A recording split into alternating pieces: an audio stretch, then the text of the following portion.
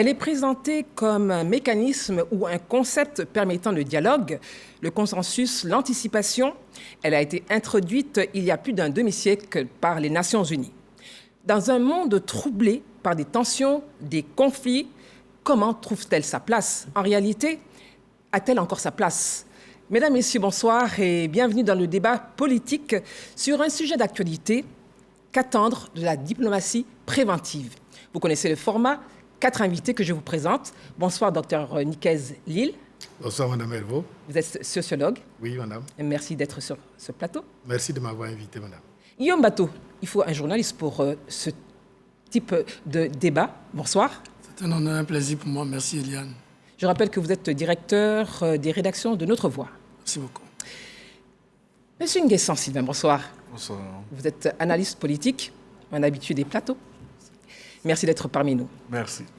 Professeur Dagbo Godé, bonsoir. Bonsoir, madame. Bienvenue sur la RTI. Vous êtes enseignant en sciences politiques et relations internationales à l'université Félix Houphouët-Boigny d'Abidjan. C'est bien cela? Oui, madame. Merci de m'avoir invité. Merci d'être parmi nous. Mesdames, Messieurs, vous aurez la possibilité de poser des questions parce que nous souhaitons que cette émission, ce débat politique soit interactif. Il vous suffira juste de scanner le QR code qui apparaît au bout, juste là, il est là, au bas de votre écran. Messieurs, merci d'être là. Nous allons tout de suite partir pour ce micro-trottoir réalisé par Siaka Kone et Ibrahim Touré. La diplomatie, bon, à mon humble avis, hein, c'est l'échange de savoir négocier, hein, voilà, de part et d'autre. Si vous me confiez une mission, c'est à moi de savoir négocier et parler de cette mission et aboutir pour que ça aboutisse, cette mission. Il faut savoir négocier. Quand on parle de diplomatie, souvent on essaie de gérer certaines choses dans la sagesse, pour ne pas qu'il y ait d'autres choses, quoi. Maintenant, bon, la diplomatie aussi, c'est souvent aussi, il y a les gens qui travaillent dans les ambassades, on les appelle aussi les diplomates. Quand on parle de diplomatie, moi j'entends par là effectivement une négociation. Cette négociation peut se faire entre des États. Peut-être qu'il y a des situations et qu'on aimerait essayer d'alléger ces situations, peut-être pendant les guerres et autres. Et on entame, comment on appelle ça, des échanges inter-États pour essayer de trouver des solutions à ces problèmes-là. La diplomatie, c'est une manière de négocier entre les États pour qu'il y ait une bonne amélioration entre les États. Alors, messieurs, différentes définitions de la diplomatie. Je voudrais me tourner vers le professeur Dagbo Godé. Alors, professeur, merci à Siaka et évidemment Ibrahim Touré pour cet élément. Alors, professeur, la diplomatie, qu'est-elle? Oui, dans le micro-trottoir, on voit que, bon, ils ont plus ou moins touché à ce concept, mais bon, il y a eu un petit mélange, parce que la diplomatie, c'est d'abord la science des relations de puissance. Tout simplement. C'est la science des relations de puissance, c'est-à-dire, ici, la puissance entend les relations entre États. La négociation est un instrument de la diplomatie. Donc, la diplomatie vise d'abord à réguler le commerce politique entre les États, au niveau essentiellement politique, d'abord, ensuite économique, commercial, culturel, etc. Donc, à côté de cela vient la négociation comme un instrument de la diplomatie. Voilà pourquoi il ne faut pas faire l'amalgame entre diplomatie et négociation. Non, la diplomatie se situe à un niveau macropolitique et la négociation se situe à un niveau micropolitique. Voilà. Monsieur Nguessan, vous êtes analyste politique. Votre commentaire justement sur ce que nous avons suivi tout à l'heure? Bon, ceux qui ont été en vue ont montré quand même leur bonne culture des questions diplomatiques. Hein. Après ce que le professeur a dit, il n'y a pas grand-chose à dire. Le contexte qui prévaut à la fin de la Seconde Guerre mondiale, quelles sont les dispositions à prendre pour que la crise qui a suscité la Seconde Guerre mondiale ne se répète pas. Donc, il va falloir développer une certaine diplomatie à l'international, de sorte que des moyens soft, des moyens doux soient privilégiés dans le commerce entre les nations, comme vient de dire le professeur, de sorte que les différends n'atteignent pas un certain niveau. On est tous d'accord qu'il y aura toujours des différends entre les États, à l'intérieur des États, mais faire de telle sorte qu'on aura le temps d'en parler. Ça n'est pas des conflits ouverts, des conflits violents, il faudrait privilégier cela. Et encore à partir des 90, avec la fin des frontières, il faudra accentuer davantage parce que les intérêts des États se chevauchent de plus en plus. Comment faire de telle sorte qu'en cas de différend, au niveau des intérêts économiques, socio-culturels dont il parle, cela n'aboutisse pas à un conflit. D'où la portée essentielle de la diplomatie à notre époque. Alors, pour le sociologue que vous êtes, comment vous percevez justement la diplomatie? Pour nous, la diplomatie, c'est déjà la prise de conscience que le conflit est inhérent à la société. Et en tant qu'on ne peut pas vivre sans conflictualité, que ce soit entre individus, a fortiori entre États, c'est cette capacité de se connaître avant, de se parler avant, de voir dans quel cadre on pourrait prendre en compte les intérêts de tout le monde. Et nous voyons la diplomatie comme un cheminement d'apaisement et pour éviter d'arriver à des affrontements, d'arriver à des guerres, en quelque sorte. Alors, Guillaume, la conscience que nous avons, pardon, professeur. C'est la conscience que nous avons que tout le monde aimerait voir ses intérêts primer sur ceux des autres. Donc, si on reste dans cet état-là, c'est la lutte de tous contre tous, la guerre de tous contre tous. Et donc, le fait d'être humain, d'avoir une conscience et un bon sens, cela va nous permettre d'anticiper sur tous ces aspects-là. Alors, Guillaume, le journaliste que vous êtes, observateur averti, surtout sur le plan politique, quel est votre regard justement sur la diplomatie?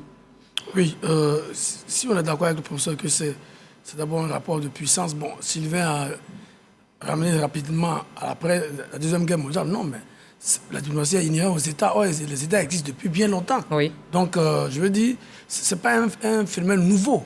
Même depuis l'Antiquité, les nations, même si elles n'avaient pas les poids qu'elles ont aujourd'hui, ont toujours mis en place des mécanismes pour discuter, pour échanger, pour entrer en relation. Donc, la diplomatie est aussi ancienne que les plus anciens États. Voilà. Maintenant, on est obligé de la faire évoluer aussi par rapport à l'environnement socio-international, à la géopolitique internationale, parce que le monde n'est pas statique, le monde évolue. Donc, les méthodes diplomatiques doivent aussi s'adapter à l'évolution du monde dans sa globalité. Alors justement, moi je suis curieuse, on a un politologue, on a un professeur, on a un sociologue, un journaliste. Aujourd'hui, nous sommes en 2022, donc Guillaume l'a dit, la diplomatie, elle a évolué. On va revenir un peu en arrière, je voudrais savoir comment justement on a eu des royaumes sur le continent. Comment cela se passait justement dans cette gestion de la diplomatie? Sylvain Guessin. Vous voulez parler de la diplomatie au niveau continental? Je parle de nous.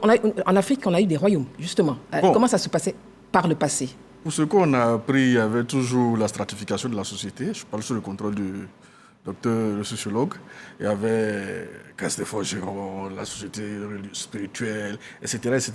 Il y avait aussi le protocole qui était avec le comité des sages, ce qu'on appelle aujourd'hui le groupe des sages, qui était connu, qui a une vieille structuration selon ce qu'on a appris dans l'histoire de la pensée politique africaine, avec des gens qui étaient commis pour anticiper sur d'éventuelles crises.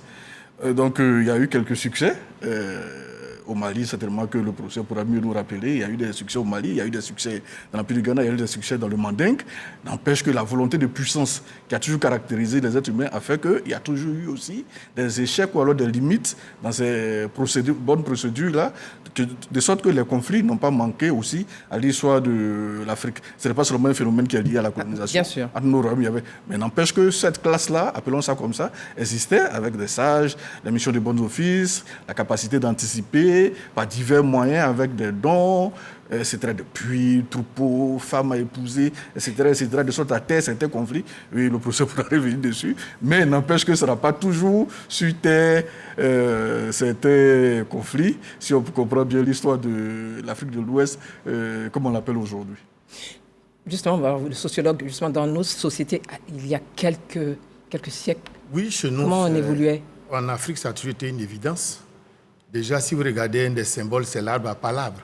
On pouvait parler pendant un mois, discuter, se rapprocher, se reprocher aussi des choses. Et parce qu'on avait conscience que dans le conflit, il ne faut jamais frustrer quelqu'un. Personne ne gagne définitivement. Ça, c'est un des symboles. Un des autres symboles, c'était carrément les alliances, le mariage. Oui. Parce que dès lors que vous prenez femme quelque part, la paix est automatiquement scellée parce qu'on n'a pas idée de faire des histoires à nos beaux. Donc, il y avait aussi les mécanismes des terres. Cette question, soit de se donner des terres ou de protéger, sinon le conflit a toujours été inhérent. La terre a toujours été une source de conflit, l'eau a toujours été les ressources, du moins. Les questions identitaires, les valeurs, tout cela a toujours été source de conflit. Mais très tôt, les Africains, s'en rendant compte, ont mis beaucoup de mécanismes de contre-feu, tels que j'ai cité, par exemple, l'arbre à palabres, et puis on avait aussi des mécanismes qui faisaient que le conflit n'était pas que visible, il était également invisible. De telle sorte qu'on le réglait devant Dieu et devant les hommes. Et aussi, l'existence ou la convocation d'un conflit était d'abord à interroger du domaine de l'invisible. C'est puissant, hein? Oui, tout à fait, tout à fait. Mais c'est ce qui fait que ça a été un miracle pour les gens que l'Égypte a beaucoup tenu. Parce que c'était les plus grands empires, comme il a dit, mais c'était aussi les empires les plus stables. C'est vrai que les conflits internes ne manquaient pas, mais quand vous voyez la taille de ces conflits, quand vous voyez un peu ce qui pouvait opposer les gens, on peut estimer que, toutes choses étant égales par ailleurs, que c'était de bons mécanismes de diplomatie et de diplomatie préventive. Et pourtant, il y a eu beaucoup de complots. Et pourtant. Il y a eu beaucoup de complots. Professeur, justement, sur cette question. Non, je pense que là, nous sommes rentrés dans l'anthropologie politique. L'anthropologie des relations internationales, mais ce qu'il faut savoir, c'est qu'en Afrique, au temps des royaumes déjà, il y avait des envoyés spéciaux de royaume à royaume, il y avait des médiateurs, des personnes chargées des bons offices entre les empires, les États, les royaumes, etc. Donc la diplomatie a toujours été présente dans les relations internationales africaines antiques. Et c'est d'ailleurs ce même schéma qui aujourd'hui amélioré que nous vivons. Mais c'est la même chose qu'ont connu l'Asie, l'Europe, etc. Les hommes ont toujours créé des passerelles pour se parler, pour régler les conflits, pour faire en sorte que les conflits ne dégénèrent pas en violence armée ou par effet de domino à se propager dans les différents pays. Oui. Donc voilà, c'est un phénomène inhérent à la vie humaine et dans les rapports interétatiques, interroyaumes, interempires. Alors Guillaume, vous êtes d'accord avec justement toutes ces définitions, ces approches? Je le dis à l'entame de mon propos, puisque la diplomatie, comme l'a dit le professeur, inhérente même à la vie humaine, nos royaumes, mais pas seulement ici, comme pour le cas de l'Afrique, on peut en parler, mais ailleurs, tous les États ont toujours cherché à éviter le conflit. Mais le conflit, même si après le conflit survient, mais tout le monde est conscient que pour éviter de perdre, mieux vaut négocier. Mais c'est vrai qu'après, les intérêts peuvent prendre le pas les uns sur les autres. Donc, bien entendu, on a eu ces grands conflits, oui, ces royaumes qui se succèdent les uns aux autres, les empires, notamment en Afrique de l'Ouest, se succèdent les uns aux autres, par l'effet de la volonté de puissance, justement. Quand arrive un moment où un empire ou un groupe qui est vassal estime qu'il a en capacité de prendre le dessus, bien entendu, le conflit s'organise. Mais avant, pour éviter donc, les confrontations parfois qui étaient très meurtrières, les systèmes d'échange, de compromis existaient. Le consensus également. Alors, mesdames, messieurs, juste se rappeler que vous avez la possibilité de poser des questions à nos invités, de participer à ce débat que nous voulons interactif. Nous sommes en direct. Le QR code, il est là, juste au bas de l'écran. Vous le scannez, vous posez votre question et elle sera partagée avec nos invités. Oui, professeur. Oui, non, je voulais quand même faire une petite précision. Faites-la. C'est-à-dire qu'il ne faut pas voir uniquement la diplomatie dans le sens de la diplomatie préventive. On va y arriver. Okay. On va y arriver, justement, c'était la prochaine question. Alors, la diplomatie préventive, justement, professeur, puisque vous en avez parlé, que revêt-elle concrètement? Diplomatie préventive. Je pense que sur le plateau, déjà, on a plus ou moins effleuré le problème. La diplomatie préventive, c'est tous les mécanismes interétatiques qui ont pour objectif ou pour finalité d'éviter que les conflits entre les États ou à l'intérieur des États ne dégénère en un conflit armé. Ou à tout le moins, si le conflit malheureusement arrive, faire en sorte que ce conflit ne se propage pas. La diplomatie préventive, c'est un système d'alerte. Si on peut le dire ainsi. Synthétiser comme c'est un système d'alerte pour que le conflit puisse être contenu dans un moment donné pour que il n'aille pas au-delà. Alors Guillaume, justement on parle de diplomatie préventive, on veut anticiper, on veut prévenir, mais comment, de façon concrète justement, on peut prévenir? Oui. Et la diplomatie est censée être, la négociation, le professeur l'a dit, est un élément ou un instrument de la diplomatie. Bien sûr. Comment encore prévenir? Le concept de diplomatie préventive a été mis en avant, vraiment, comme on l'a dit tout à l'heure, après la Deuxième Guerre mondiale, notamment par le secrétaire général des Nations Unies, Ahmad Yolde, et en s'appuyant sur l'article 99 des Nations Unies. Parce qu'on venait quand même de vivre une guerre qui a fait vraiment causer d'énormes pertes en vie humaine. 60 millions de morts, quand même, c'était pas rien. Et en Europe, et un peu partout dans le monde. Alors, donc, les Nations Unies se sont dit, comment faire pour éviter qu'on arrive à de tels conflits, de telle ampleur? Donc, les Nations Unies ont essayé de porter cette vision.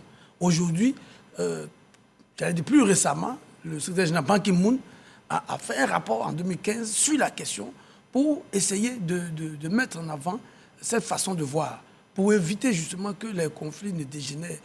Parce que quand on voit que quand un conflit éclate, il est plus difficile de le régler parce qu'il y a des morts, parce qu'il y a des destructions de biens matériels, etc. Et les Nations Unies essaient de porter aujourd'hui cette vision, essaient d'entraîner aussi les autres mécanismes régionaux dans cette vision des choses pour justement éviter. Bon, on voit bien que ça n'empêche pas la survenue des conflits, mais c'est un mécanisme mis en avant par les Nations Unies et porté vraiment encore aujourd'hui par le secrétaire général des Nations Unies, Antonio Guterres, dans les pas de son professeur Ban Ki-moon. Alors justement, l'ONU associe prévention comme objectif et la diplomatie comme méthode. Alors le sociologue que vous êtes, est-ce que vous trouvez qu'aujourd'hui elle est adaptée à la situation et au contexte mondial?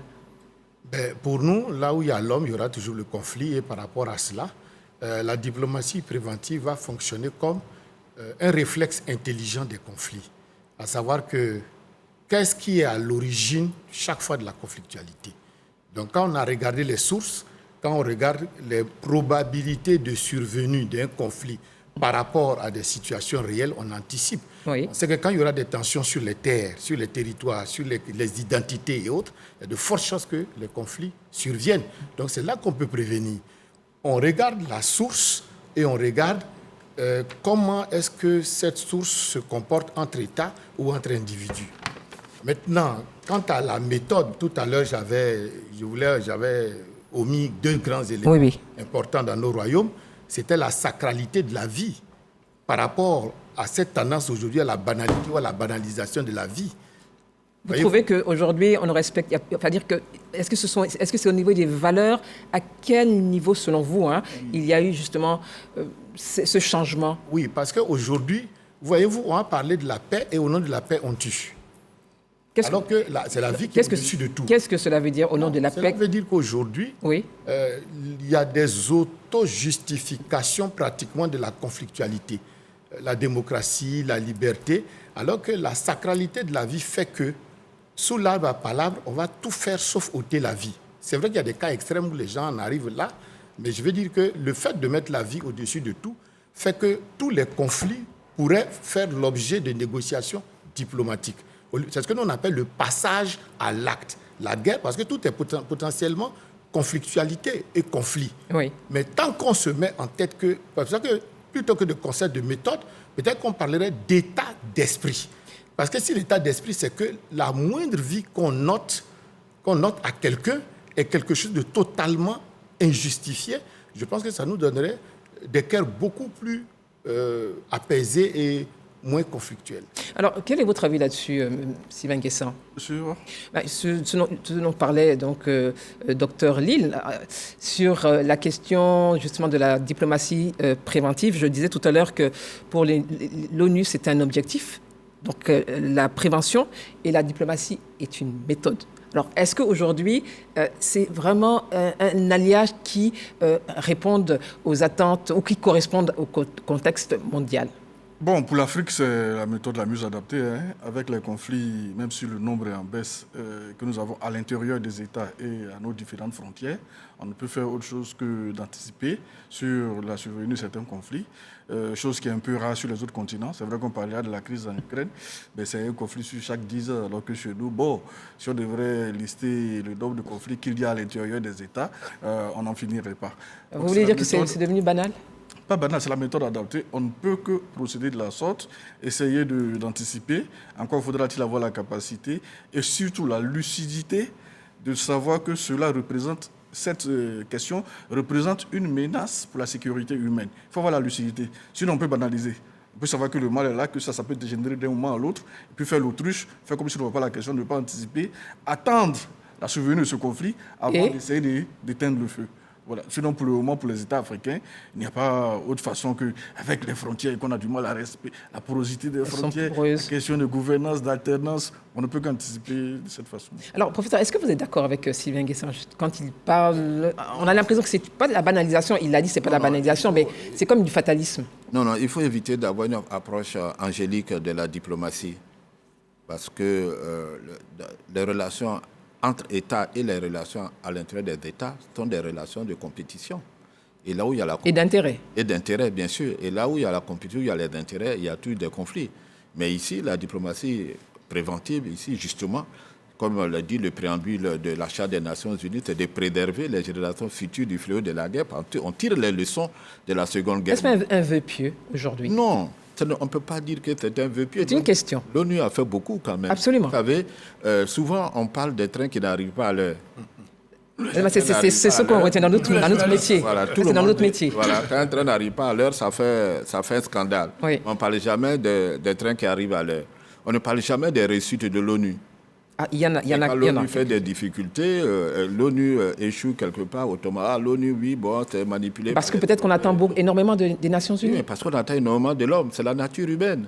Voilà, mais en même temps, il faut comprendre qu'on a besoin de faire de la prévention. Et il faut la faire, c'est une très bonne chose.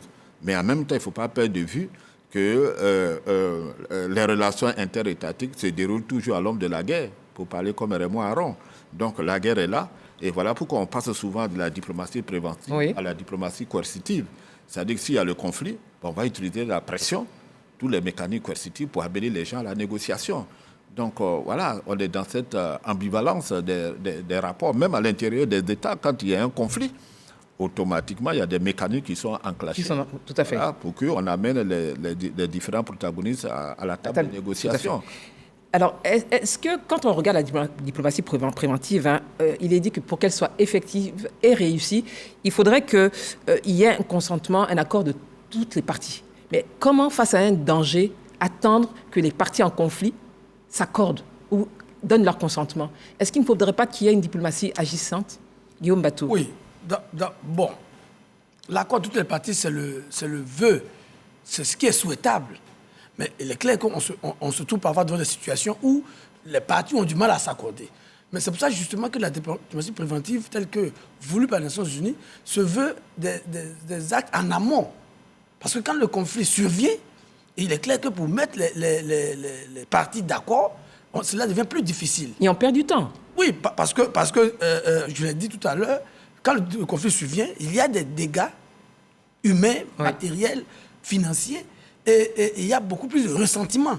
Donc, on a du mal à mettre les parties d'accord. C'est pour ça que les mécanismes tels que prévus par la diplomatie préventive, tels que conçus, prônés par les Nations Unies, veulent qu'en amont, on mette des mécanismes d'alerte précoce pour détecter déjà à la base les sources potentielles de conflit.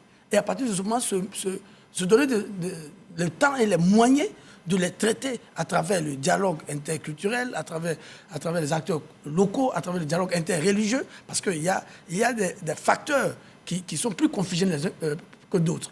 Donc, il faut justement s'appuyer sur ce mécanisme pour éviter que le conflit survienne. Parce qu'il est clair que quand vous êtes déjà dans une situation de conflit, les acteurs, parce que certains se placent en position de force, ne vont pas accepter tout de suite des mécanismes. On voit ce qui se passe aujourd'hui en Ukraine. Malgré la difficulté de la Russie d'avancer ou d'annexer, elle refuse de cesser le feu que tout le monde appelle ses voeux, l'Ukraine, avec le soutien de ses partenaires occidentaux, continue, alors qu'on aurait pu créer un mécanisme pour avoir les cessez-le-feu, éviter les destructions de vies humaines. Il y a sans doute, comme le disait le professeur, des intérêts qui sont au-dessus de certaines décisions. C'est un peu ça. Donc, il aurait été plus sage, pour parler de la crise dans l'Ukraine, qu'avant que le conflit ne survienne, les mécanismes soient utilisés pour éviter que la Russie entre en guerre contre l'Ukraine. Ça, c'est un vœu. Oui, mais bon, c'est ce qui est souhaitable. Oui, tout à fait. Mais alors, vraiment, je voudrais vous entendre sur cette question, justement. Quand il y a danger, c'est vrai qu'on parle de diplomatie préventive, mais on sait que le danger, là, il est déjà installé. Est-ce qu'il faille encore discuter? Qu'est-ce qu'il faut faire? Est-ce qu'il ne faut pas réagir? Le sociologue que vous êtes, avec tous les dégâts collatéraux, et surtout quand ça touche les personnes vulnérables. Bon, comme l'a dit tout à l'heure le professeur, on est obligé. La dignité humaine, la compassion humaine devrait nous amener à préserver les plus vulnérables. Mais comme on l'a dit, comment survient le conflit, comment il éclate, autour de quels intérêts, qui est puissant, qui n'est pas puissant, qu'est-ce qu'on a à gagner, qu'est-ce qu'on a à perdre, quels sont les enjeux. Parfois, c'est tellement complexe et inextricable. Et ça dépend si on voit venir ou pas. Parce que si on arrive à voir... On parle d'alerte précoce, on parle de mécanismes, professeur, il y en a beaucoup. Mais bien sûr, il y en a, on les voit. Oui. Mais je veux dire que... Parce que l'ONU devrait fonctionner comme la mémoire des crises. Est-ce qu'il n'y a que l'ONU qui devrait justement être cette alerte précoce? Non, absolument pas. De toute façon, par tous les mécanismes déjà dans les États et dans les mécanismes inter-États, ça se voit. L'ONU n'est qu'une grande caisse de résonance. Mais dans le fond, ça commence dans des conflits à des niveaux les plus... Et c'est pour ça que nous, on parle aussi des stades des conflits. Parce que pratiquement, entre les êtres humains, ce qui va peut-être remonter après dans les États, il n'y a rien à négliger, il n'y a rien à banaliser. Oui. Parce que ça commencera toujours comme quelque chose d'anodin, et au fur et à mesure, ça peut très mal se finir.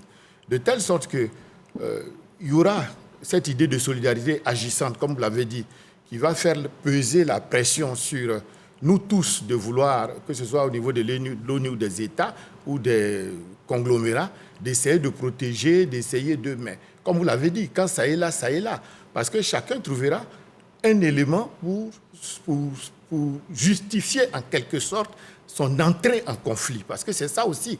Il y a toujours une légitimité, une légitimation de la violence. Voyez-vous? Parce que tout le monde, en temps normal, se considère comme quelqu'un de paix, quelqu'un de raisonnable. Normalement, oui. Normalement, voilà. Donc, vous voyez que quand on est à ce stade-là, il y a beaucoup de déraisons, mais des raisons auto-justifiées, en quelque sorte. Alors, moi, j'ai une question pour vous quatre. On est quand même dans notre sous-région, elle est troublée. On a parlé de conflits. Il y a plusieurs transitions qui se sont installées. Alors moi, j'ai une question. Qu'a fait la diplomatie préventive? Est-ce qu'on n'a pas vu venir, professeur? Non, je voulais revenir un peu en amont. La première manière de prévenir les conflits, c'est l'éducation. Oui, ça, on va en parler. L'ONU avec l'UNESCO fait beaucoup dans... On va en parler voilà. lorsqu'il va s'agir de solutions. Voilà. Dans le cas africain, vous parlez des crises sur notre continent. Mais au niveau de la CEDEAO, il y a eu quand même des alertes.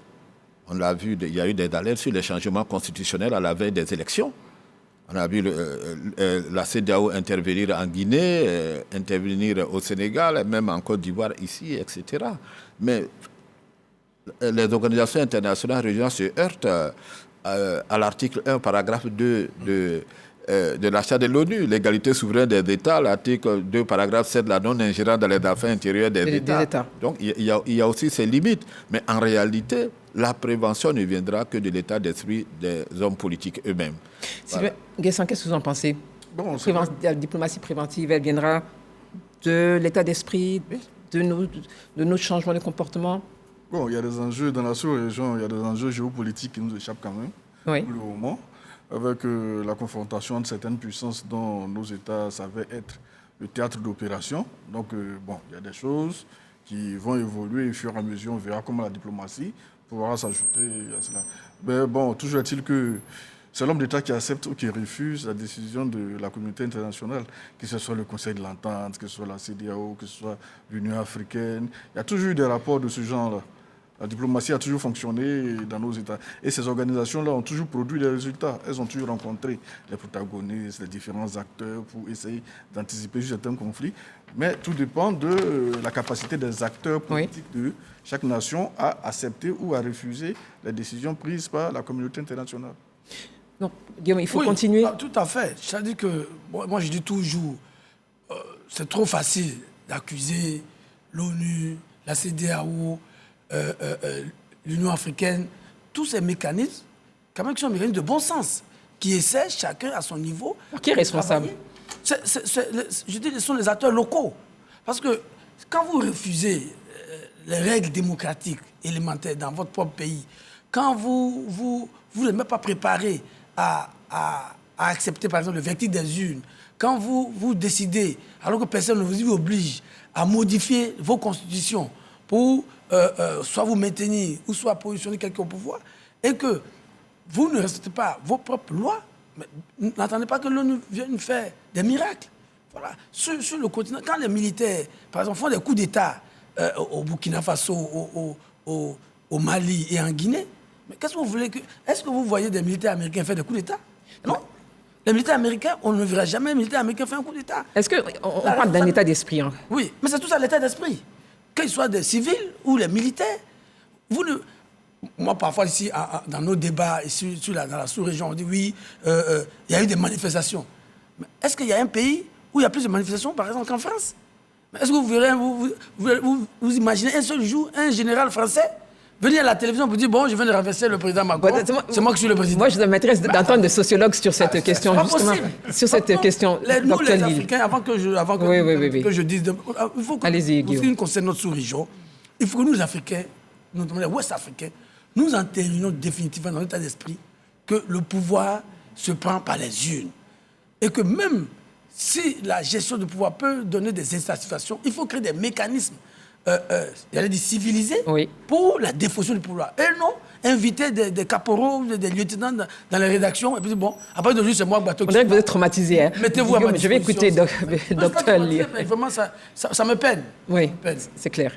Bien, peut-être que plus précisément, si on revient à l'actualité et à l'Afrique, nous, on pourrait parler de choc de culture.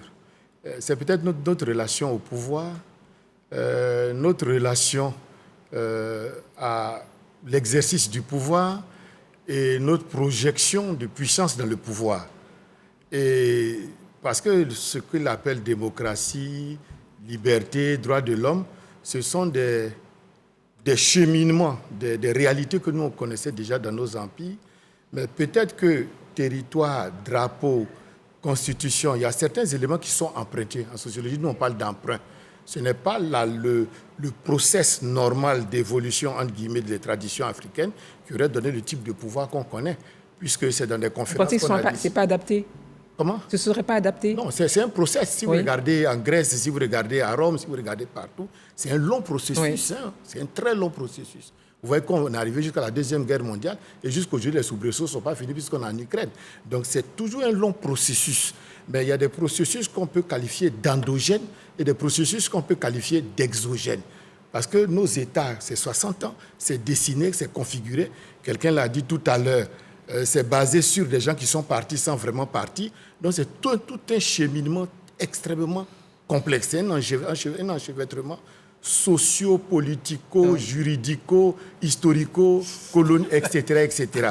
Donc, à un moment donné, c'est vraiment difficile de trier entre les intérêts partisans, les schémas d'être téléguidés, etc., etc. Alors, il y a, au-delà de la diplomatie préventive, d'autres concepts. Professeur, on parle de lobbying. Oui. Alors, après, on fait beaucoup d'amalgames. Qu'est-ce le lobbying? Dans le cas, évidemment, de tout ce qui est politique et diplomatique. Ce sont des groupes d'influence. Le lobbying, ce sont des groupes d'influence pour amener des changements voulus dans un sens que ce groupe d'intérêt s'est fixé. Donc, on va trouver par exemple les religieux qui peuvent intervenir dans les conflits. J'ai vu par exemple au Ghana l'intervention des religieux à la fin de chaque messe à l'église catholique ou dans l'église évangélique. Et même, j'ai même vu ça dans les mosquées. Politics without violence and injuries. On parle français. Sans violence et sans injures. Et ça, on le répète toute l'année à la fin de chaque célébration religieuse. À côté de cela, vous avez les femmes leaders, ici en Afrique, qui circulent comme des médiateurs politiques pour encourager les femmes à prendre leur place dans les processus politiques dans leur pays afin d'éviter les guerres. Parce que quand il y a les guerres, c'est les femmes et les jeunes qui payent. Oui. Voilà, donc il y a toujours, il y a aussi ces mécanismes qui existent. Non, il y a des lobbying, les femmes leaders d'Afrique, voilà, qui chaque fois qu'il y a un conflit en Afrique, essaient voilà, il y a des formations, etc. Moi, personnellement, je suis persuadé que la clé de la diplomatie préventive, c'est d'abord l'éducation. C'est l'éducation. Mais on en parlera vraiment, je sais que c'est très bien d'insister là-dessus. Voilà. Nous allons parler justement des solutions, et à ce moment-là, j'aimerais vraiment vous entendre là-dessus. Sylvain Guesson, on a parlé de lobbying, des bons offices. Pour vous, qu'est-ce que c'est? Il faudra inscrire peut-être tout ça dans le contexte avec l'évolution des relations internationales. À partir de 1990, après le sommet de Malte, avec les États-Unis qui deviennent la première puissance, donc l'unique puissance mondiale, les États-Unis vont définir ce qu'elles appellent par lobbying, bons offices, etc., qui n'ont rien à voir avec ce qui se passe ailleurs. Pour les États-Unis, il s'agira de mettre tous les services de renseignement, toute la force américaine à la conquête des marchés. Montrer sa puissance. Ouais. Le rival russe étant dans une traversée de zones de turbulence. Il faut en profiter pour s'aimer les tentacules américaines un peu partout. Des lois vont naître dans l'extraterritorialité du droit américain. Ça, c'est le lobbying américain. Ça, sont les bons offices américains. Écoutez, nous sommes les gendarmes du monde. Nous dressons la carte démocratique des relations internationales. Tous les États qui sont jugés voyous, personne ne doit converser avec eux, sinon ils subissent la rigueur américaine. C'est le lobbying américain. Mais ça, c'est la puissance américaine. Voilà. Juste, chez nous, ça sera autre chose. Chez nous, peut-être, ça sera de favoriser les étudiants qui sont partis étudier en France, comment ne pas les renvoyer quand les bourses arrivent en retard, la rallonge budgétaire à partir du mois de septembre, le prix du cacao qu'il va falloir augmenter, ainsi de suite. Donc, ce sont des concepts qui évoluent d'un État à un autre en fonction de nos positionnements sur la planète géopolitique. Alors, je vais vous inviter, on a parlé de diplomatie préventive, de lobbying, de bons offices. Nous allons justement suivre cet élément. Quel est le rôle de la diplomatie préventive? Mais surtout, nous écoutons donc Saka Kone dans cet élément. Aussi vieille que le monde, la diplomatie est un mécanisme mis en place en vue d'entretenir les bonnes relations entre les nations. La diplomatie préventive est un concept propre aux Nations Unies. Elle s'appuie davantage sur la prévention. En d'autres termes, l'anticipation en vue de la préservation de la paix et de la sécurité. La diplomatie préventive amène les gens à ne pas se bagarrer. Okay. Ça amène les gens à s'entendre pour régler leurs différends pacifiquement. Deux parties qui ne sont pas contents les uns avec les autres, on les amène à dire « Ok, d'accord, on ne va pas se battre, on va s'asseoir pour régler ça pacifiquement ». Boutros Ghali présente la diplomatie préventive comme étant l'action visant, entre autres, à empêcher et prévenir la naissance des disputes existant entre les parties, éviter que les disputes deviennent des conflits et limiter l'existence des conflits lorsqu'ils surviennent. Dans les étapes de résolution des différends ou même des conflits, des points d'ombre demeurent entre les phases de la diplomatie préventive et la médiation. L'un peut succéder à l'autre et vice-versa. La médiation peut être conduite par les personnalités qui ont conduit la diplomatie préventive, mais elle fait intervenir des experts en médiation. Parce que le problème spécifique pour lequel on est fâché, c'est ça maintenant, il faut trouver un compromis dessus.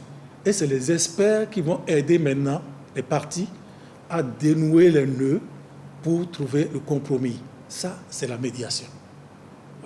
Et donc, effectivement, l'un vient après l'autre, mais ils se suivent et concourent au même but. Le postulat de base de la diplomatie préventive est qu'il vaut mieux prévenir que guérir. Elle recommande l'apaisement des tensions avant qu'elles ne dégénèrent en conflit. Pour éviter d'arriver au conflit, 4 étapes majeures sont mises en action par la diplomatie préventive. Il s'agit entre autres d'alerte précoce identifiant une situation confligène, l'évaluation des risques et des recommandations par des experts, déploiement d'une personnalité par l'organisation compétente. L'échec de la diplomatie préventive est malheureusement une éventualité dans la résolution des différends. Dans le cas d'espèce, des dispositions sont envisagées afin de prévenir toute confrontation physique aux conséquences regrettables. D'abord, les mécanismes nationaux peuvent jouer ce rôle si ces mécanismes ne sont pas en mesure de faire droit à ce vœu des Nations Unies. On peut se rabattre sur les organismes régionaux. Et quand ces organismes régionaux, comme par exemple la CEDEAO pour ce qui nous concerne, on peut se rabattre sur les Nations Unies. Et des résolutions sont prises dans le sens de circonscrire le conflit. Veiller à ce que, si elle a déjà atteint un niveau d'intensité, on n'aille pas au-delà de ce niveau d'intensité. Et puis, de là, maintenir le cap pour qu'on arrive à une réduction progressive de cette intensité de la crise. Et donc, les moyens qu'on utilise généralement, c'est la négociation. La paix et la sécurité dans le monde sont les priorités du Conseil de sécurité des Nations Unies. Le concept envisagé par l'article 99 de la Charte des Nations Unies autorise le secrétaire général à attirer l'attention du Conseil de sécurité sur tout ce qui peut présenter une menace contre la paix et la sécurité. Bien que les activités se rapportant à la diplomatie préventive soient menées sous diverses formes et dans diverses instances, la manifestation la plus fréquente de la diplomatie préventive se concrétise dans les efforts déployés par les agents diplomatiques envoyés dans des zones de crise. Objectif, encourager le dialogue, favoriser l'adoption du compromis et le règlement pacifique des tensions. Alors, professeur, le règlement pacifique des tensions. Merci à Siaka Kone et à Ibrahim Touré. C'est la finalité de la diplomatie préventive, parce que finalement, on veut éviter les morts, voilà, des pertes en vie humaine. Et ça, c'est ce qu'essaie de faire l'ONU à un très haut niveau. Ensuite, au niveau régional, chez nous, par exemple, la CEDEAO. Mais on ne peut pas, malheureusement, dans les relations d'intérêt, dans les relations de compétition, on ne peut pas avoir une diplomatie à 100% régulatrice des conflits. Parce que le conflit, il est permanent. Et c'est pour cela que d'ailleurs nous faisons ce débat, pour que les gens comprennent qu'il y a des mécanismes de prévention des conflits. Ces mécanismes-là ne pourront être efficaces que si toutes les parties au conflit s'y engagent, parce qu'on discute, dans un conflit, on discute à deux. Si vous n'avez pas d'interlocuteur, vous ne pourrez jamais mettre en place vos mécanismes de prévention. Alors justement, nous avons deux questions, je vais vous les poser. Alors la première, est-ce que la diplomatie ivoirienne est-elle efficace? Qui se jette à l'eau? Sylvain Nguessan. On parle de diplomatie ivoirienne depuis au moins les années 60. Est-ce qu'elle est efficace? Quels sont ses résultats? Bon, je pense qu'on ne va pas jeter et le bébé, l'eau du bébé. Il y a eu quand même quelques résultats dans la sous-région. Oui. N'empêche qu'avec les ruptures qu'on a eues d'un régime à l'autre, parce que chez nous, on n'a pas encore eu malheureusement cette alternance, c'est toujours par des ruptures de gouvernance. Il y a eu des gens qui ont été mis à l'écart, ceux qui traitaient certains dossiers, qui se sont retrouvés au second plan, etc. etc. Donc malheureusement, aujourd'hui, la diplomatie ivoirienne, à mon humble avis, elle cherche ses lettres de noblesse. Elle n'a pas le poids qu'elle représentait, elle dit au début des années 80, avec les grands serviteurs de l'État qu'on a connus. Mais est-ce que le contexte était le même? On était dans une situation de monopartisme à l'époque. Si on doit évaluer par période, il faut définir aussi à partir de quelle période on définit. Est-ce à partir de 90? Est-ce de 75 à 90, etc. Mais je pense que la diplomatie ivoirienne essaie de peser. On a vu la Côte d'Ivoire représentée au niveau de l'Union africaine avec M. Amara ici, au niveau de membres non permanents à l'ONU, etc. Cher Assouan aussi, en ce qui concerne, il est quand même le père des casques bleus. Il ne faut pas l'oublier. Vous avez pas l'oublier. Voilà. Donc la diplomatie ivoirienne a produit quelques résultats quand même. Et puis la force ivoirienne, cette résilience a supporté certaines décisions. On a vu la décision concernant, par exemple, le gisement pétrolier, le différend avec le Ghana. La Côte d'Ivoire a accepté la décision plus ou moins. Il y a la question de la frontière avec la Guinée, où la Côte d'Ivoire attend encore que la question soit tranchée. Il y a quand même une capacité à l'interne diplomatique à accepter certaines décisions. Il y a une résilience. Oui, c'est une résilience quand même. Alors merci à Thierry Black qui a posé cette question. La seconde question il est de Côte d'Ivoire. La seconde question est de Maxiel. Alors il demande la diplomatie, qu'elle soit préventive ou non, n'a-t-elle pas des côtés pervers? Il donne l'exemple de la mauvaise foi. Docteur. Ben, là où il y a l'homme, il y a l'hommerie, comme on dit. Hein. C'est ce qu'ils ont dit. C'est l'état d'esprit, c'est vouloir accepter. Sinon, la mauvaise foi fait partie pratiquement de la nature humaine. Parce que si j'ai mes intérêts à défendre, je peux les défendre de bonne foi. On parle de perversion, mais d'un côté pervers. Oui, mais comme il revient sur le caractère de mauvaise foi des protagonistes, comme lui disait, quel que soit ce que ceux qui viennent, ceux qui cherchent à régler le conflit, à vous apporter leur assistance, quelle que soit leur bonne foi, mais c'est toujours les parties prenantes au conflit. Et pratiquement l'un des éléments clés de l'affaire, c'est toujours chaque partie pensera que l'autre est de mauvaise foi. C'est difficile de rentrer en conflit en pensant que tout le monde est de bonne foi. C'est pratiquement même la base du conflit. À un moment donné, quelqu'un a l'impression que de mauvaise foi, on piétine ses intérêts, de mauvaise foi, on ne reconnaît pas ses intérêts, de mauvaise foi, on ne reconnaît pas sa tradition, sa culture, ses valeurs. Donc, on n'entrera jamais en conflit avec quelqu'un qu'on pense qu'il est de bonne foi. Guillaume? Oui, je pense qu'on l'a dit un peu, les parties prenantes endogènes. Il faut d'abord que les gens comprennent le mécanisme, comment ça fonctionne. Si vous arrivez à la tête d'un État, par un coup d'État militaire, vous ne savez pas quelle est la nature des relations qu'on doit entretenir avec les Nations Unies.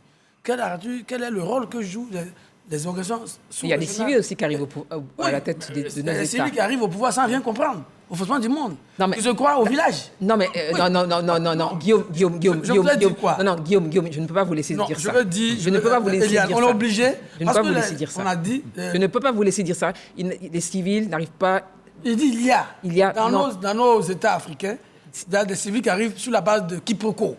Soit, mais ce n'est pas une affaire de village, parce que nos villages aussi sont organisés. Oui, donc, s'il vous plaît, merci de retirer cela.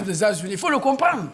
Et je vous écoute. Si vous arrivez et que vous ne comprenez pas comment le monde d'aujourd'hui fonctionne, mais vous êtes carrément hors sujet et vous allez soupçonner tout le monde d'être de mauvaise foi. Or, sur les règles qui sont établies, qui sont vieilles de plusieurs dizaines d'années.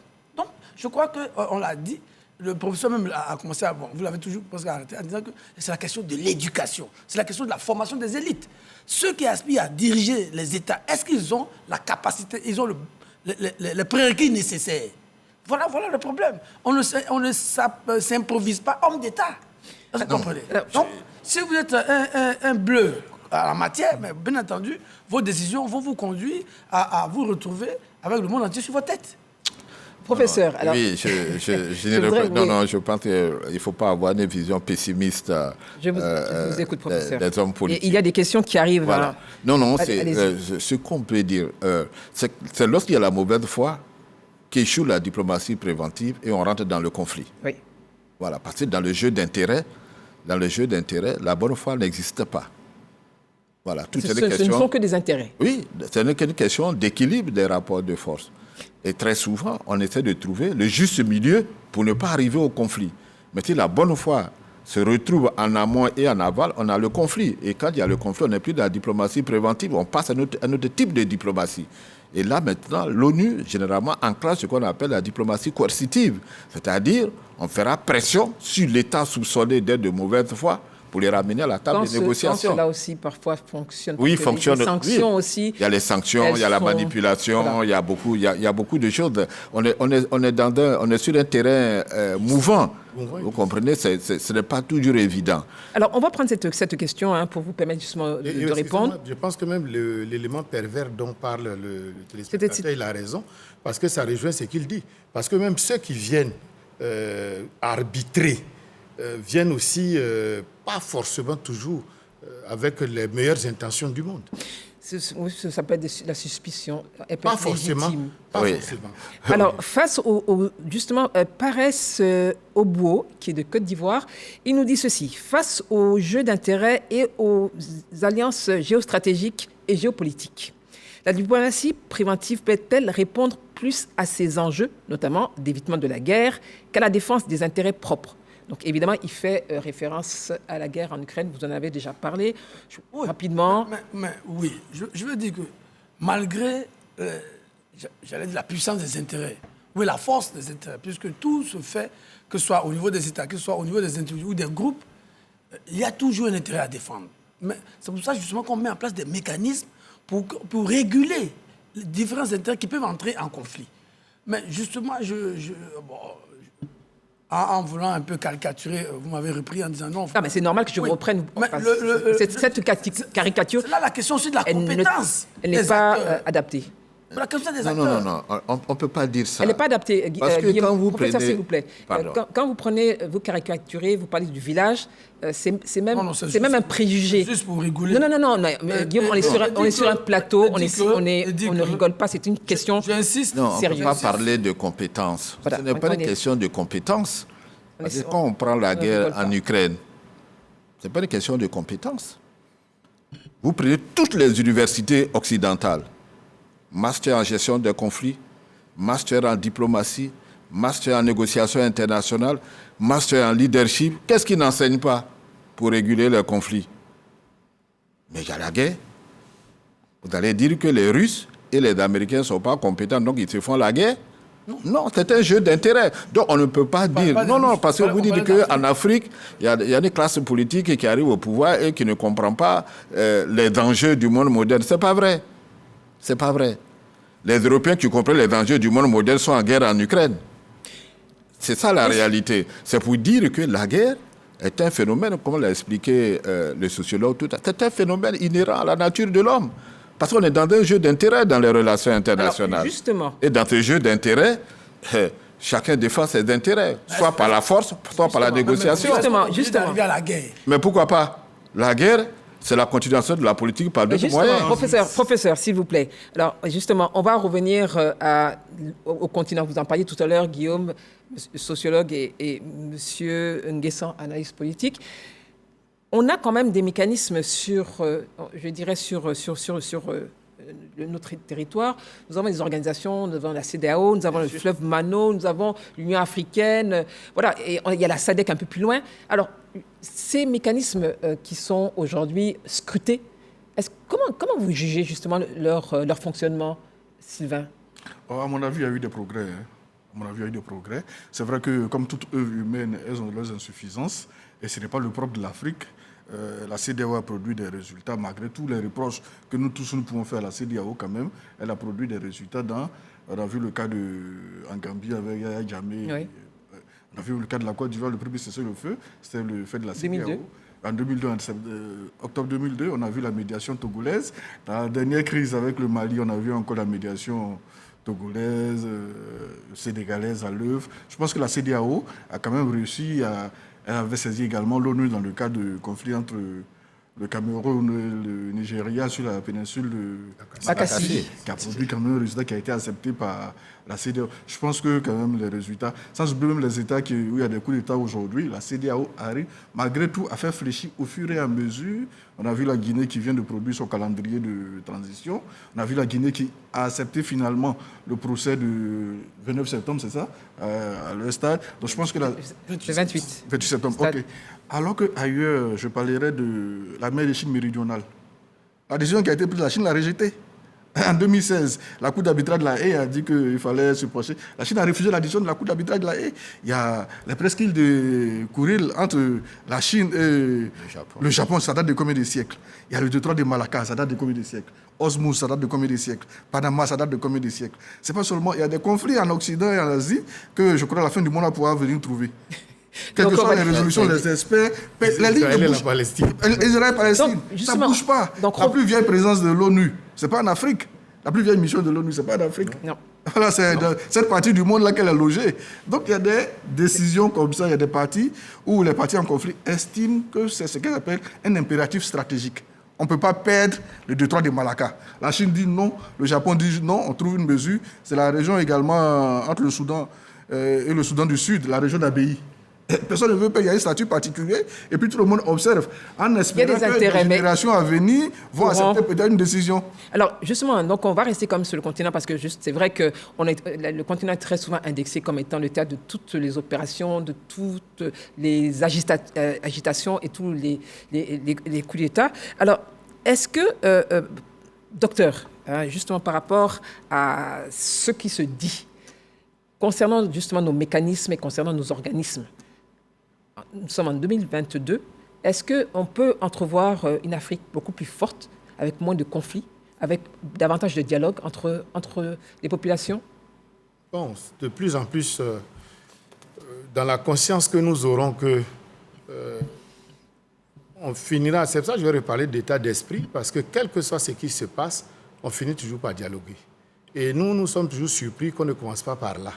Pourquoi? Ben oui, parce que si on est être humain pensant et réfléchi, commençons par ce par quoi on va terminer. Parce que ça ne sert à rien de faire la guerre pour finir par la paix.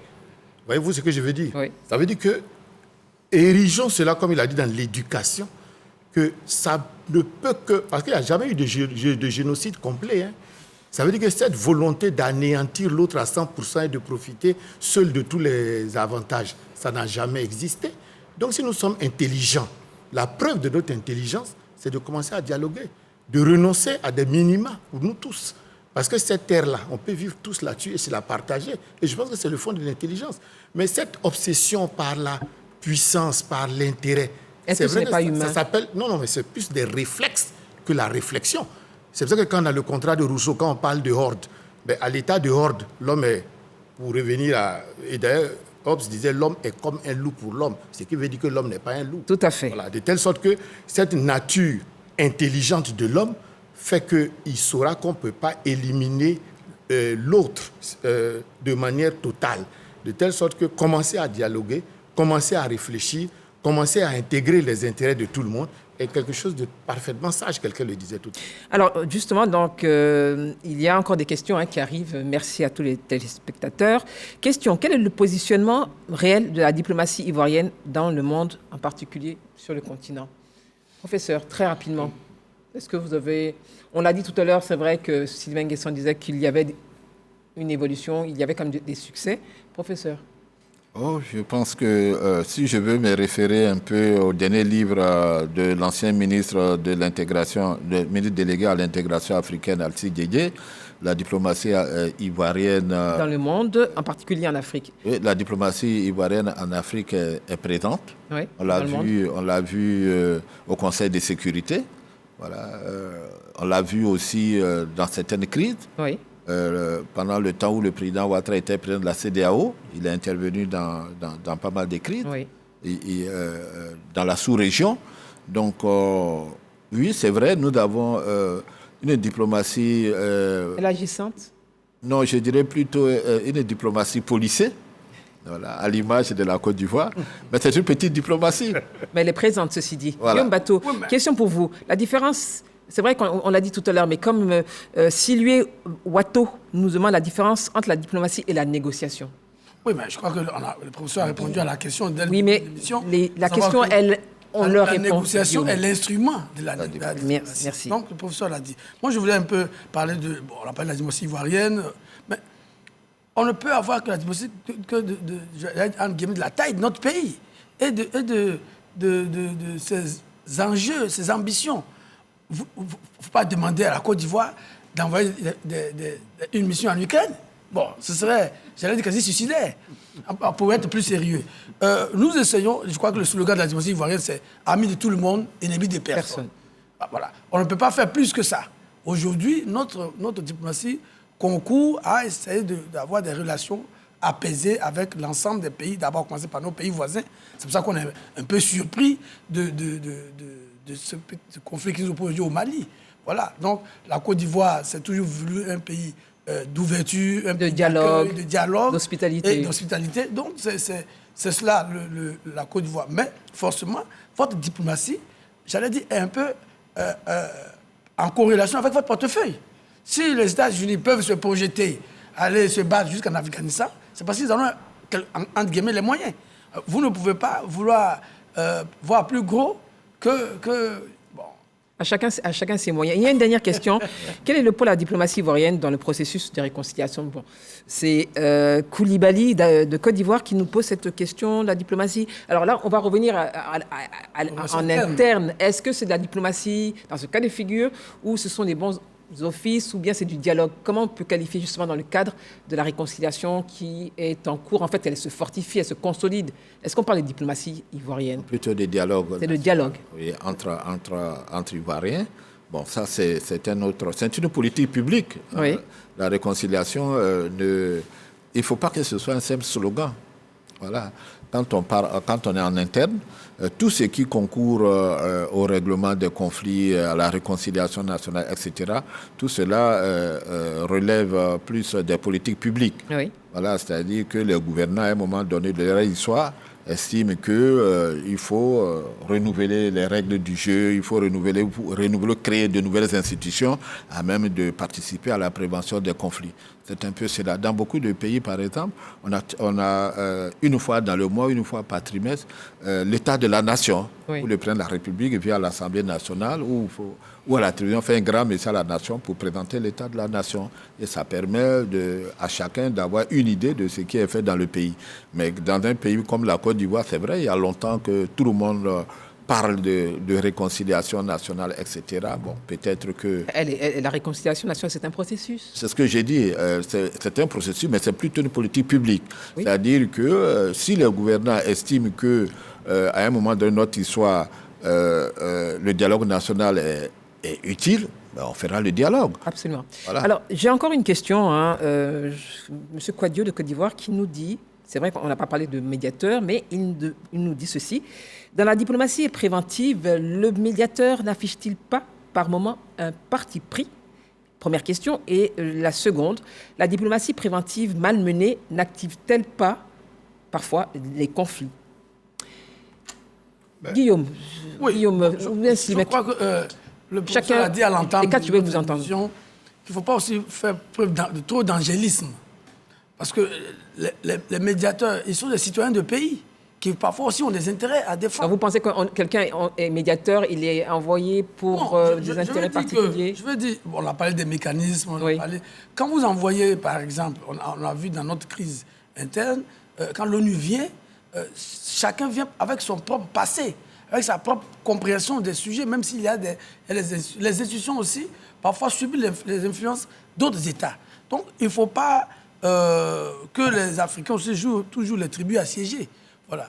Il faut s'organiser de telle sorte qu'au niveau interne déjà, faire en sorte que le conflit ne survienne pas, en créant des mécanismes, en créant des institutions fortes qui absorbent en quelque sorte les conflits. Parce qu'à partir du moment où le conflit survient, où vous n'avez plus votre propre destin en main, n'importe quel individu qui a d'autres prétentions peut venir. C'est pour ça qu'il faut privilégier des règles endogènes de règlement de conflits pour éviter que des acteurs extérieurs qui n'ont pas toujours de bonne moralité ou de bonne intention n'interviennent. Ça, c'est une suspicion, encore une fois. Non. C'est une suspicion. Non, madame, c'est important dans Professeur, je vais repréciser, si vous permettez.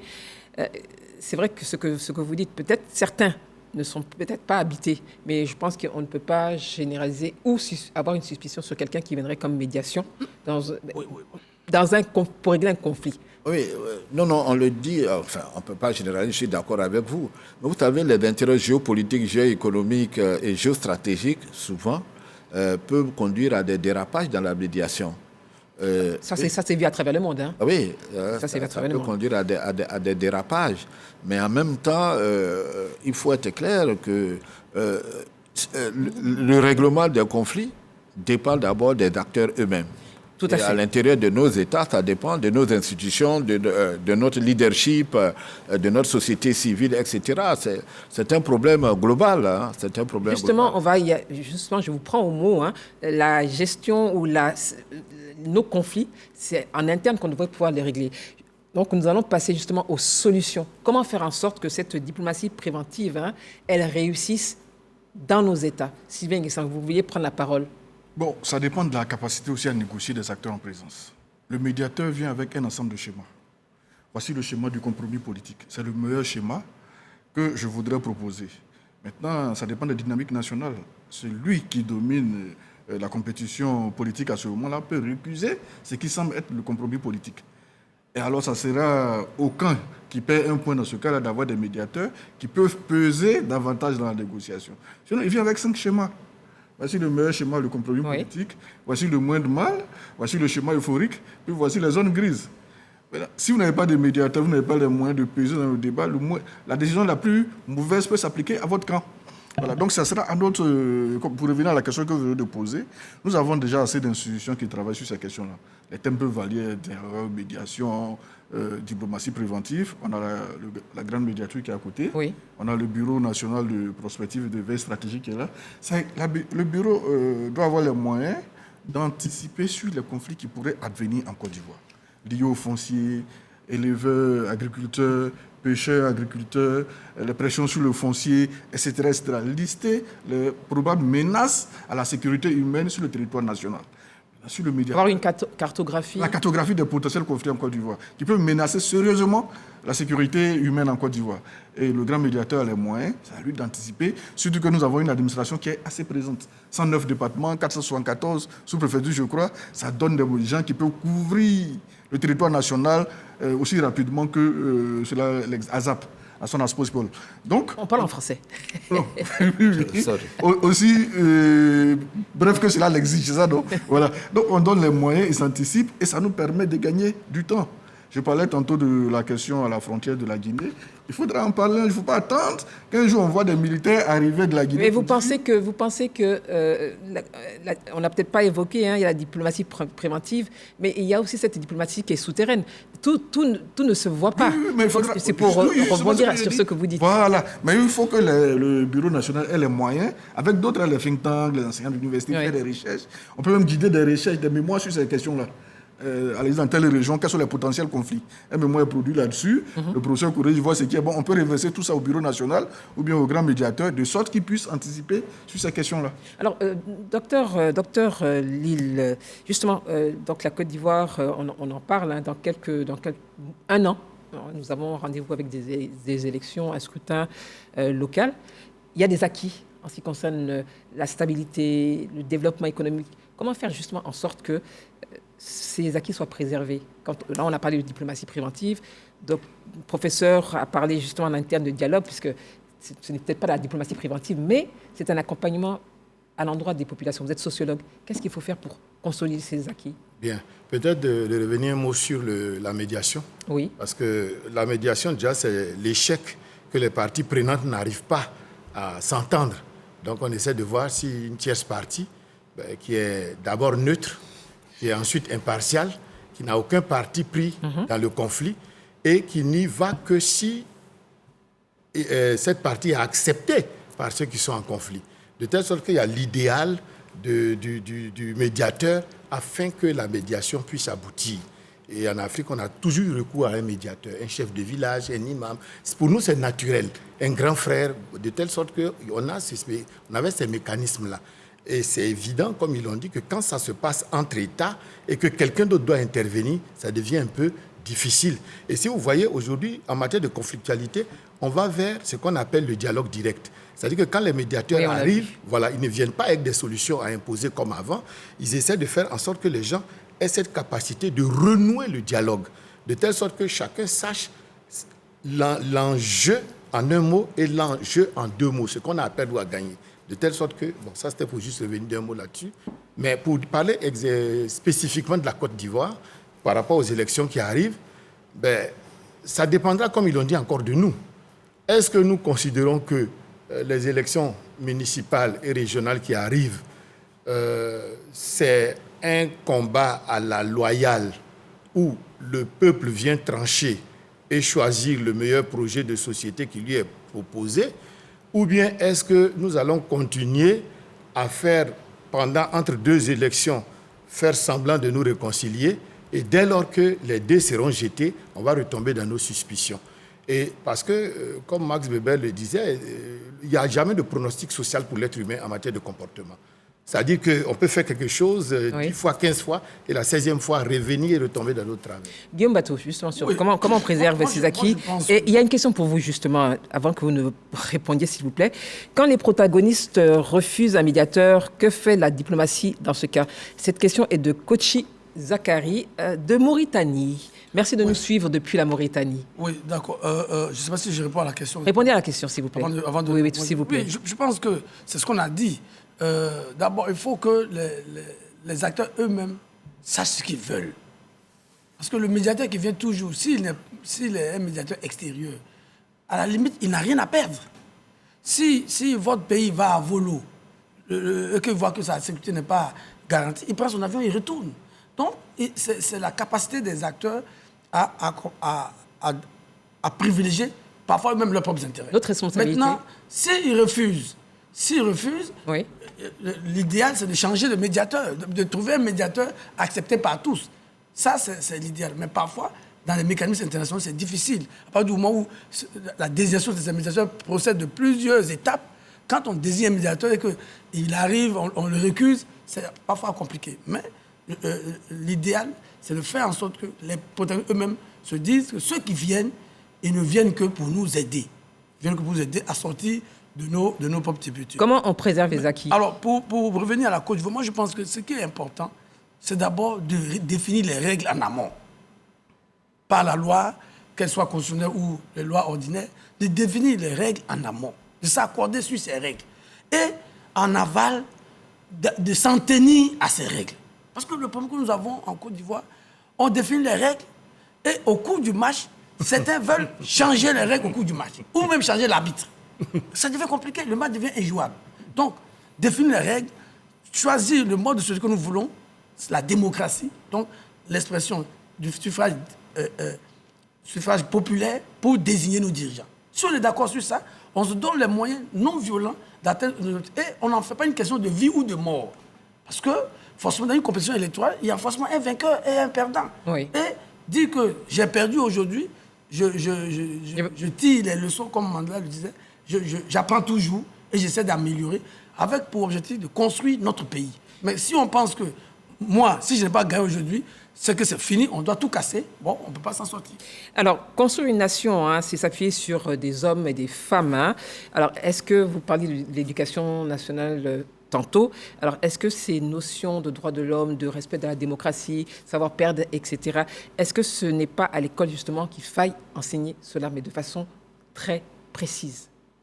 Professeur. D'abord à l'école, il faut donner les prérequis à la jeunesse. Ensuite, il faut faire la formation permanente des leaders politiques pour qu'ils ne confondent pas les relations internationales, les relations interétatiques qui sont qualifiées de combat des gladiateurs avec les relations internes au niveau national qui sont, eux, basées sur la compétition pacifique. Si on n'arrive pas à faire, si on transforme les relations à l'intérieur des États en un combat des gladiateurs, on se trompe. On se trompe de cadre. À l'intérieur de l'État, les relations doivent être, je dirais, nécessairement pacifiques. Donc, il faut respecter tous les mécanismes de régulation, tous les mécanismes de gestion des conflits internes. Maintenant, au niveau de la sous-région, comme l'ont expliqué mes prédécesseurs, la CEDEAO, l'Union africaine, l'ONU, etc., ont mis en place des mécanismes pour aider à réguler les conflits internes aux États. Mais tout dépend de nos leaderships. On ne peut pas, on peut pas faire notre bonheur à notre place. Venir faire la paix à notre place. Ah oui, c'est ça le problème. C'est nous qui devons faire la paix. Moi, je pense personnellement, et je le dis depuis toujours, même dans mes cours avec les étudiants, qu'on peut faire la politique sans violence. Mais ça, il faut éduquer la population. Sylvain Guessant. Oui, il y a aussi la formation, mais aussi l'éducation. Oui. Qu'est-ce que chacun de nous dit à son enfant à la maison? Est-ce qu'on apprend à nos enfants à poursuivre dans le quotidien la recherche du compromis? Est-ce que ce n'est pas lui qui doit toujours remporter dans la cour de la récréation? Est-ce que c'est lui qui doit toujours taper les autres? Est-ce que notre ethnie n'est pas la meilleure? Est-ce que notre tribu n'est pas la plus intelligente? Est-ce que cela des mauvais, est-ce que cela, ce n'est pas des méchants? Une question d'éducation d'abord. C'est vrai qu'on mettra tout sur le compte de l'école ivoirienne qu'on accuse nous tous, mais qu'est-ce que les parents... Elle a bon dos, hein? Oui, son dos est vraiment... Qu'est-ce que chaque parent apprend à son enfant à la maison dans le processus d'éducation? Pour revenir un peu à la consolidation des acquis, il y a eu le dialogue des partis politiques de la société civile, 33 points. Peut-être qu'il serait temps, à un an des futures élections, de faire le bilan et de voir ce qui reste à faire sur les accords, les acquis de ce dialogue politique, de sorte à peut-être précipiter un peu, parce que nous sommes déjà en décembre, en décembre à 10 mois de l'élection, il faut faire le bilan puis pousser le consolider. Deuxième chose, il faudra faire aussi la cartographie de la Côte d'Ivoire. C'est vrai qu'on ne peut pas anticiper sur le comportement humain, mais l'histoire de la Côte d'Ivoire depuis 1990, il y a des zones où les élections ont toujours suscité des conflits. Vous pensez que la cartographie n'est pas faite? Mais on aura au moins essayé quelque chose. Il faudra au moins anticiper, faire quelque chose. Cartographie des incidents. Les incidents, oui. On parle de zones rouges, etc. Voilà, tout à fait. Voilà, et commencer déjà à approcher ces leaders-là. Je pense que ça fait partie du cas d'échat de la CEI. Le préfet peut également y contribuer. Le médiateur, rapprocher ces différents acteurs-là pour une fois rechercher le compromis politique. Toujours brûler les églises, brûler les établissements, le commissariat, recommencer à zéro. C'est la région qui paie. Alors, je pense que le fameux élément on gagne ou on gagne. Oui. Si déjà on peut revoir cela. Non, mais je pense que ça, ce n'est plus d'actualité. Je voudrais revenir sur... Attendez, en 2023, on verra. Je suis optimiste, donc...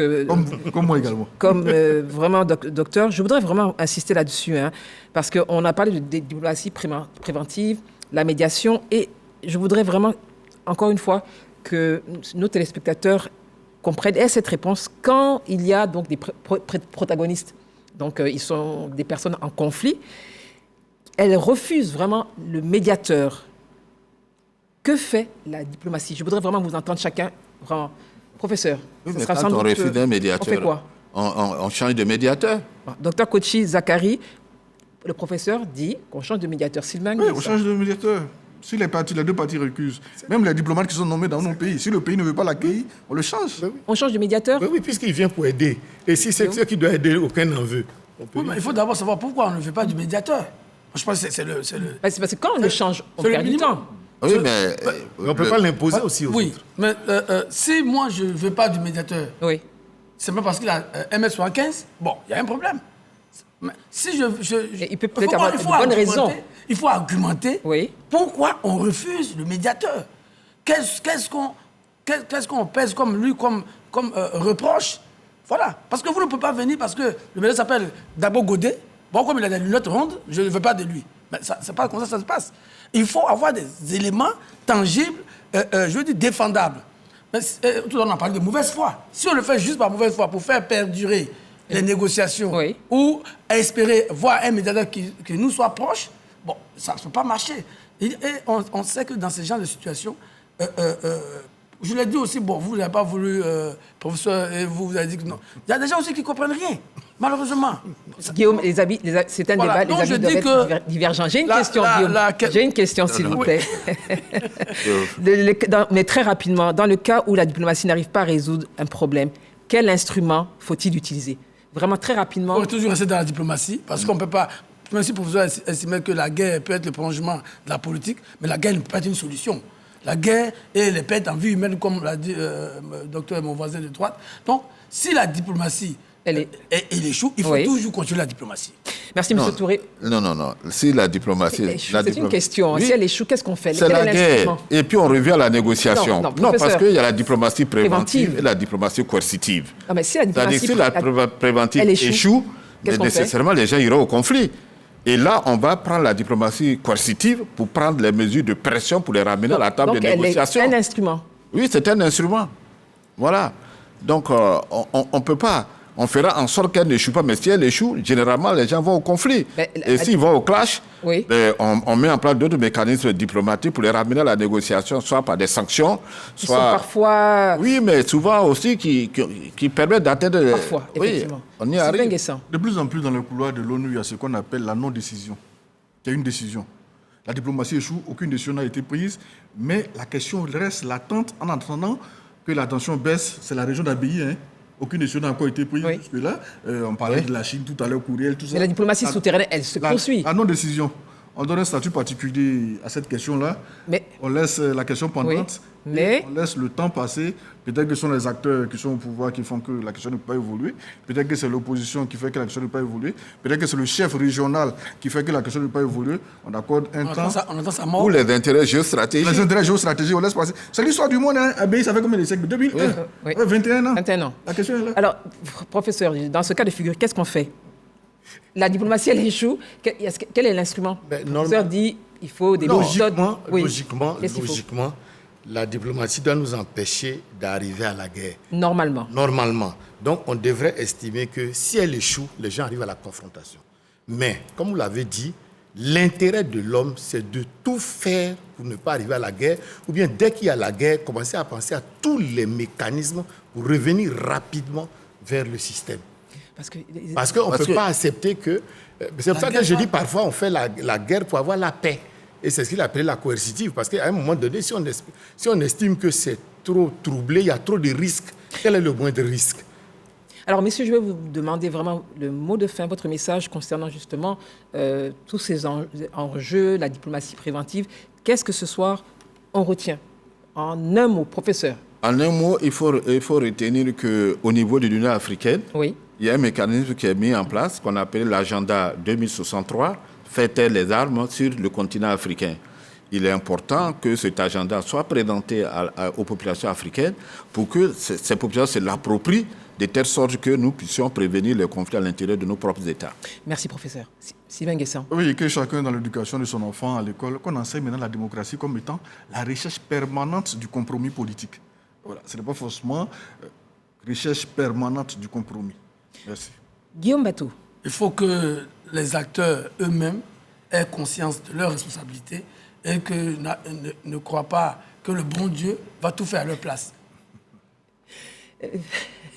Docteur. Peut-être que c'est de comprendre que la qualité même de l'homme, c'est de retrouver de l'humanité et de l'humanisme. C'est-à-dire que l'être humain est la seule espèce qui s'auto-détruit sans avoir faim. Et donc notre intelligence fera en sorte que, quelle que soit la situation, que nous retournions à la sacralité de la vie et que nous préservions le maximum de vie, quelle que soit la situation. Quelle que soit la situation. Merci, docteur. Merci, Guillaume Bateau. Merci, professeur. Merci, Sylvain Guessant. Merci, mesdames, messieurs, d'avoir suivi ce débat. Je partage ce proverbe avec vous. La diplomatie est l'art de dissimuler la sécheresse des propos sous le sirop de la dialectique. Merci à toutes les équipes rédactionnelles, techniques. Restez sur RTI 1. À très bientôt. Bonsoir.